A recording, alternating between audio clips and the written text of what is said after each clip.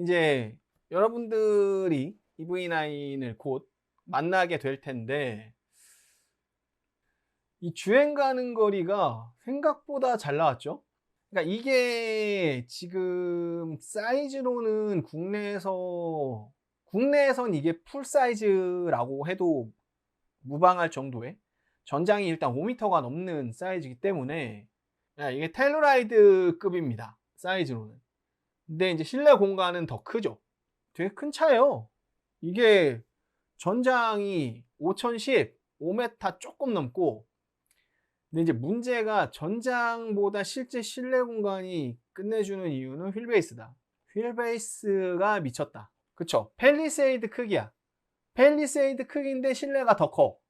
그 실내로 따졌을 때는 팰리세이드보다 더 위에 급 이제 미드 사이즈 아메리칸 SUV 같은 애들, 그런 애들보다 살짝 작은 정도?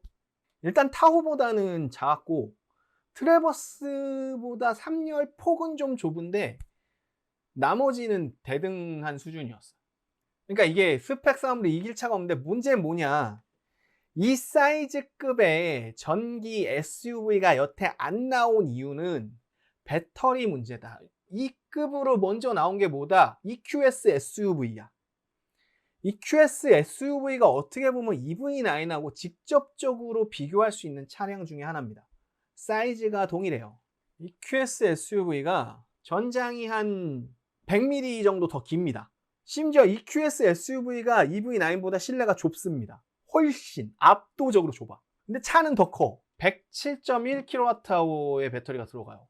그 걔네들도 넷크로스를 쓰기 때문에 아마 실제로는 그게 아마 120kWh인가 그럴 거야. 쉽게 말하면 코나 EV 2대분이야. 2대분 살짝 안 되지. 코나 EV 2대분 살짝 안 되는 배터리 용량을 가지고 정말 못 가요. 심지어 주행 가는 거리가 EQS SUV가 실 주행 거리가 400km. EV9 같은 경우는 후륜 기반이긴 하지만 500이 나오고, 사륜 같은 경우도 400 몇십 나오거든요, 환경부 기준. 그러면 사륜으로도 한 500 뽑는다는 소리거든. 배터리가 100kWh가 채 안 되는, 뭐 100kWh라고 칠게요. 99.8이니까. 근데 무게도 2.5톤, 주행 가는 거리도 500km 넘게 가고, 환경부 기준. 환경부 기준 500km면요, 여러분, WLTP로는 더 어떻다? 훨씬 많이 간다. 가격도 얘는 GT 라인으로 풀옵션을 해야 1억 조금 넘어요. 근데 뭐 EQS SUV를 물론 얘가 갖고 있는 스펙에 준하는 옵션을 갖추고 있지도 않지만 풀옵을 하려면 2억이 넘죠. 가격에서도 그렇게 차이가 나고 스펙에서도 차이 나요. 문제는 가격이 비싸면 스펙이 좋아야 되는데, 우리는 항상 그래왔잖아요. 독일 차를 우리가 무조건적으로 좋다라고 한 거 아니란 말이지. 좋으니까 좋다 그런 거야, 독일 차는. 근데 지금 이런 현실이 믿기지 않을 때가 가끔 있어요. 자, 그러면 기아는 도대체 이 거대한, 국내로 치면 풀사이즈 SUV, 미국으로 치면 미드사이즈 SUV가 어떻게 이 주행 가는 거리가 가능하게 됐냐. 자, 3D 언더커버라는 기술을 썼습니다.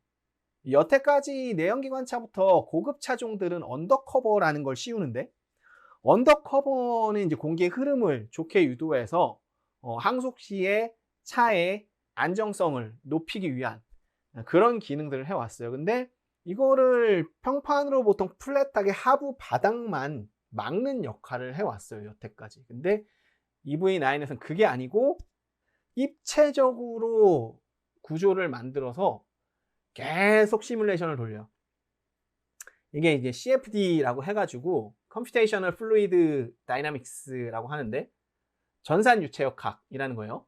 그러니까 3D로 설계를 하면은 유체역학 애드온으로 그거를 해석을 해줘. 그래서 그거를 계속 한 거야. 3D 프린터 뽑아서 커버 만들어서 해보고 캐드상에서 계속 한 거야. CFD 시뮬레이션을 계속 돌려가지고 자기들이 원하는 최적 영역에까지 도달할 때까지 미친 듯이 공밀내지. 이거야말로 공밀내다. 왜냐면 이거를 뉴럴 네트워크로 했을 리는 없거든. 이거를 인공지능에 쓸 리는 없어. 학습으로 쓸 리는 없어. 그러니까 이거는 노가다다. 물론 그 노가다의 영역을 가능케 해준 게 이제 CFD 시뮬레이션인데, CFD 유동 해석하고 이제 현대가 좋아진 게 전기차에 와서 특히나 막강해진 이유가 뭐다? 풍동실험. 풍동실험실을 가장 최근에 지었고 가장 크고 정말 끝내주는 시스템을 대거 비용을 투자해서 구축을 한 다음에 거기서 전기차들이 최종적으로 공기저항계수가 튜닝돼서 나온단 말이에요. 그러니까 저 말 같지도 않게 생긴 아이오닉 5 이런 애들의 CD 계수가 0.28 막 이런 거야. 근데 여기서 더 어이가 없는 거. 자, 얘도 공기저항계수 0.28이다? 얘도 공기저항계수 0.28이다? 그죠? 저 디자인에 어떻게 저딴 수치가 나오냐. 말이 안 되지.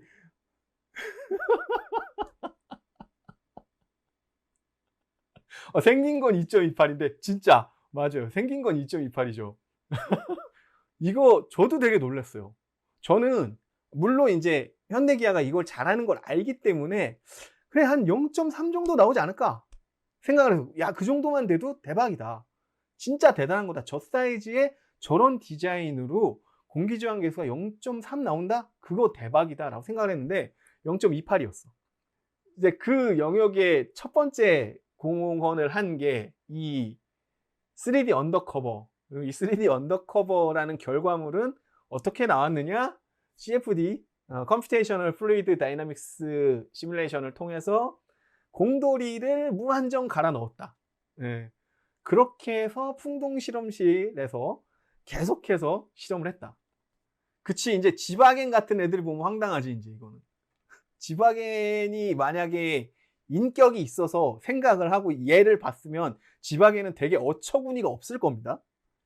야, 이거 막 되는데? 막 그러더니 이제 기아 연구원들 미쳤어. 미쳐가지고 이제 야, 이거 재밌네? 하고 계속 하는 거야. 그래가지고 뭘 한다? 리어 스포일러도 해보고 리어 범퍼 리베도 형상을 해가지고 시뮬레이션을 또 돌려보고 CFD를 리어빌티 플렉터도 또 만들어가지고 야, 이것도 이렇게 해가지고 하면은 흐름이 이렇게 바뀌지 않을까? 또 해보고 별의 별짓을 다 합니다. 이제 0.28은 요즘으로 치면 엄청 좋은 수치는 아닌데 저 디자인과 저 사이즈를 생각하면 미친 수치죠. 그렇게 해서 얘 결과를 보죠. 결과를 일단 결과부터 봅시다. 복합 전비가 4.2km/kWh입니다. 이게 좋은 수치는 아니에요. 여태까지 여러분들이 봤던 EGMP 베이스의 전기차들에서는 평범한 수치거나 그보다 살짝 떨어지는 수치거든요. 근데 자, EQS SUV 몇이라고? 3.5. 얘는 4.2다.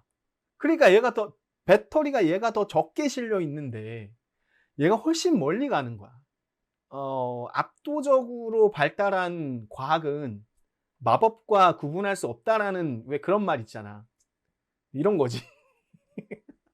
저 형상에서 네모네모 하니까 여러분들이 야, CD 계수가 0.28이라고 믿기지가 않잖아. 근데 실제로 그 풍동실험실에서 보면은 프론트에서 맞고 그 다음 넘어갈 때 넘어가는 A필러 공면보다 다른 그 모서리 부분들 있죠. 모서리 부분이나 리어 쪽 C필러 내려가는 부분. 사실 이쪽이 공기저항 계수를 높이는 데서 유체역학에서 더 중요한 부분이에요. 그러니까 그 부분의 처리 그리고 앞에 어차피 내가 주행풍을 정면으로 받았을 때 흘려내는 덕트라든가 이런 리플렉터들 이런 형상들이 중요한데 그 부분에 있어서 CFD 시뮬레이션을 통해서 3D 이런 커버들을 만들어 가지고 최적화를 계속 한 거지.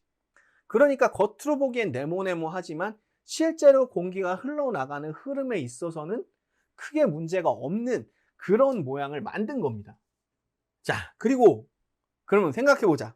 전에도 말씀드렸지만 공기저항 계수가 좋아지는 것만 가지고는 뭐만 좋아진다? 항속 시에 주행 가능 거리만 늘어난다. 그러면 복합 전비가 올라가기 위해서 즉 가다 서다 시내 주행 오르막 내리막을 포함한 여러 가지 복합 상황에서 주행 가능 거리가 늘어나기 위해서는 어떤 것이 중요하다 항상. 그리고 현대가 이걸 여태 잘해왔다. 뭐죠?